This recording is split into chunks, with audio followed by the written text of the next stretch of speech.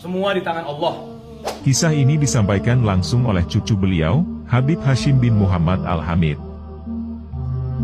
Jelaskan dalam kitab Diwan Habib Saleh yang bernama Al-Ishq was-Safa, yang dirangkum, yang ditulis, yang dikumpulkan oleh keponakan beliau sendiri, Habib Muhammad bin Abu Bakar bin Muhsin Al-Hamid yang tinggal di Mukalla.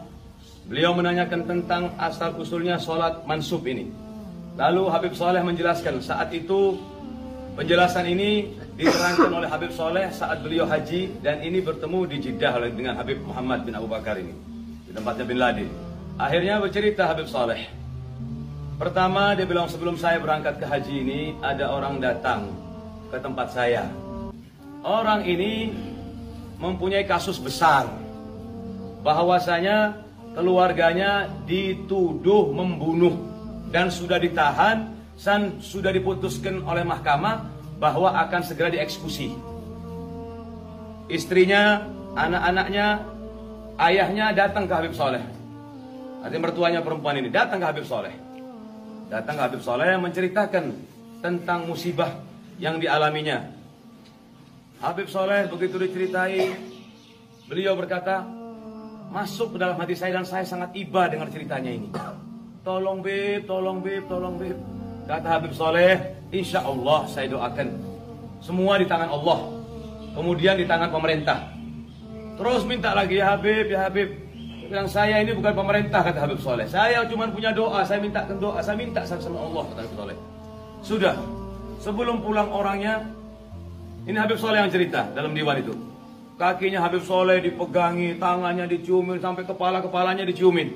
Minta tolong, jangan sampai tidak keluar, jangan sampai dieksekusi, jangan sampai dibunuh suaminya ini, bapaknya, anak-anaknya.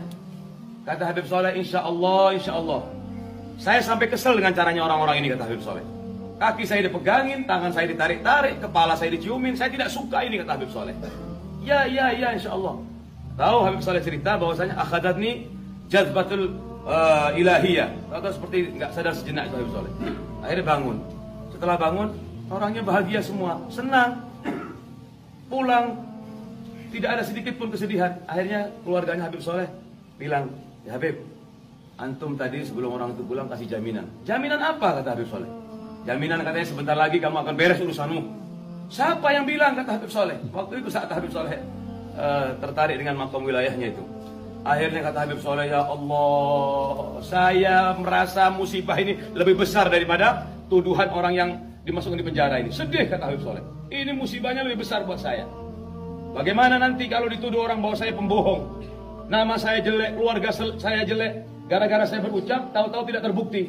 Itu yang menjadi kepikirannya Habib Saleh. Dari jaga nama Habib Saleh ini, takut. Padahal dimaafkan beliau dalam keadaan jazbah, al-wilayah, al-maqam seperti itu. Sudah.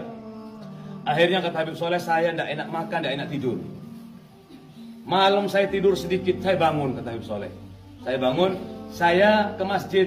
Biasanya Pak Maisa ini datang sebelum saya. Tapi ini saya datang duluan.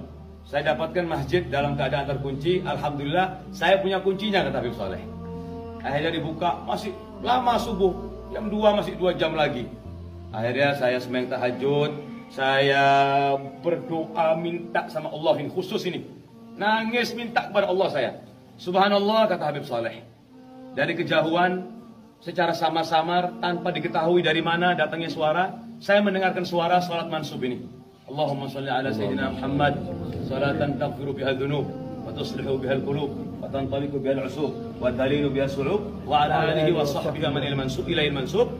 Terdengar makin lama makin jelas dan langsung saya hafal dan merasuk dalam jiwa dan hati saya.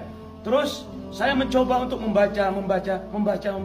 Akhirnya saya merasakan itminan, tenang hati saya. Yang sebelumnya saya risau, kacau, ini alamatul gobul, bahwasanya masalahnya akan diselesaikan oleh Allah SWT. Sudah, saya tidak berhenti untuk selalu baca sholawat ini, sholawat mansub ini, sampai subuh. Di masjid ini Habib Saleh mendapatkan sholawat mansub itu. Akhirnya terus Habib Saleh baca sholawat mansub, sholawat mansub, sampai adzan subuh. Begitu selesai adzan subuh, akhirnya sholat subuh berjamaah, Habib Saleh tidak keluar sampai isyraq, dan tidak lepas selalu baca sholawat mansub ini Habib Saleh. Ini asal usulnya. Sudah selesai isyraq, apa ini itu sarapan, Kira-kira sebelum duhur datang ini orang yang dari penjara ini datang dikeluarkan sudah oleh Allah Subhanahu wa taala.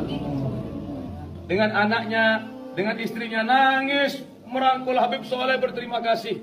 Apa yang terjadi kata Habib Soleh? Habib, pembunuh aslinya mengakui kalau dia yang membunuh Habib. Menyerahkan dirinya, datang ke kantor polisi, menyatakan bahwasanya pembunuh sebenarnya bukan yang di penjara. Saya yang bunuh kata orang yang tadi. Alhamdulillah orang yang dituduhkan tadi dikeluarkan. Akhirnya datang ke Habib Soleh, tegaknya salawat kepada Rasulullah Sallallahu Alaihi Wasallam.